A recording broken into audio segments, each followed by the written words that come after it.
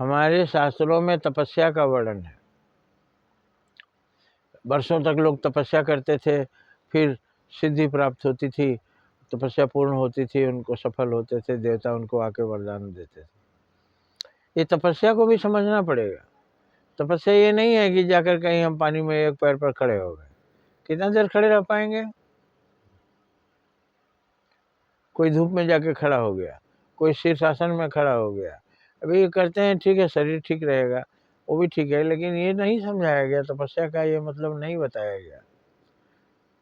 मान लीजिए हम बता रहे हैं कि एक किसान अपने खेत में 6 महीने तक तप किया। 6 महीने तप के बाद माँ अन्नपूर्णा प्रकट हुई और घड़ा से अनाज बरसाने लगी, घड़ा से गिराने लगी, और घड़ों घड़ा अनाज वहाँ खेत में 50 बोरी अनाज जमा हो गया। फिर किसान बोरा में भरवा भरवा कर ट्रक में भर के घर ले आया। ऐसा कहीं होता है?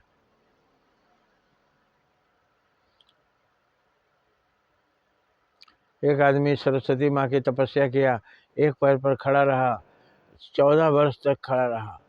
तब उसके बाद उसको माँ सरस्वती प्रकट हुई और विद्वान होने का वरदान उन्होंने दे दिया। ये सही लगता है? 14 साल तक एक आदमी एक पैर पर खड़ा रहा, तो खाता कब था? और शौच कब जाता था? नहाता धोता कब था? जब एक ही जगह खड़ा रहा तो इसका मतलब वहीं खड़ा होकर शौच करता था, वहीं वो कोई खाना पहुंचाता था। लेकिन तपस्या करने के वाले के पास तो कोई नहीं रहता था, तो खाना कहाँ से खाता था? मतलब है ना इसमें कुछ समझने के बाद, मगर तपस्या गलत भी नहीं है, सही है। तो हम लोग समझ नहीं पाते हैं। तपस्या का मतलब 6 महीना किसान एक पैर पर खड़ा रहा और माता अन्नपूर्णा प्रकट हुई और घड़ा में भर भर कर अनाज उन्होंने जमा कर दिया।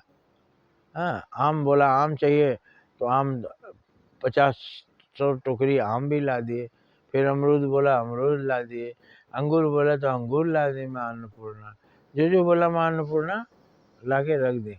अगर वो सिंघाड़ा बोला तो सिंघाड़ा भी ला दी, मूंगफली बोला तो वो भी ला दिए। तो माँ सरस्वती एक तपस्वी के पीछे लगकर उसका सब काम कर रही हैं। तो दूसरा आदमी तपस्या करेगा तो माँ सरस्वती को वहाँ भी जाना पड़ेगा। यही अर्थ है क्या है? बच्चों जैसी बात नहीं लगती है, लेकिन इसका सही अर्थ क्या है? 6 महीने तक एक पैर पर खड़ा रहा, मतलब 6 महीने तक परिश्रम किया, उस खेत में जोता, बोया, निराई किया, पानी सिंचाई किया, रखवाली किया। 6 महीने की जो प्रक्रिया है वो पूरी की तो अनाज होगा ही। लेकिन हम सोचते हैं 6 महीने हम भी जाके एक पैर पर खड़ा हो जाएंगे। अगर नहीं खड़ा हो पाएंगे तो इसमें एक तो डंडा बांध लेंगे, खड़ा होने में दिक्कत नहीं होगी, और नहीं तो बड़ा सा टूल बनाकर उसी पर बैठ जाएंगे। हाँ, 6 महीना, मगर कैसे बैठे रहेंगे? रात में आपको भेड़िया आएगा, खा जाएगा, खेत में जाके खड़े रहिए। तो तपस्या का मतलब श्रम, परिश्रम करना। 6 महीने तक एक किसान परिश्रम करता है तो अनाज होता है। कोई विद्यार्थी 14 वर्ष तक तप किया, मैंने 14 साल पढ़ाई किया। आज 14 साल पढ़ करके हम बीए नहीं हो जाते हैं?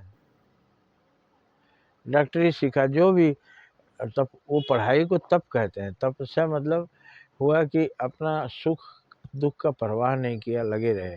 किसान धूप की परवाह नहीं किया, पानी की परवाह नहीं की। तो इस तरह परिश्रम को ही तपस्या कहा गया। जो आदमी बिना डरे, बिना परेशानी को डरे हुए, बिना दुख से डरे हुए अथक परिश्रम करता है, उसको कामयाबी मिलती है। देवता हमको कामयाबी देते हैं। अब देवता कौन है? वो कामयाबी देने वाले सबसे बड़े देवता तो भगवान है, हैं? वो कामयाबी वही देते हैं, मेहनत करने वाले को फल वही देते हैं, सबके है। वो मुसलमान भी बोलते हैं अल्लाह भरोसे हम मेहनत किए जा रहे हैं, अल्लाह जो देगा हमको संतोष है। तो अल्लाह कम क्यों देगा, पूरा देता है।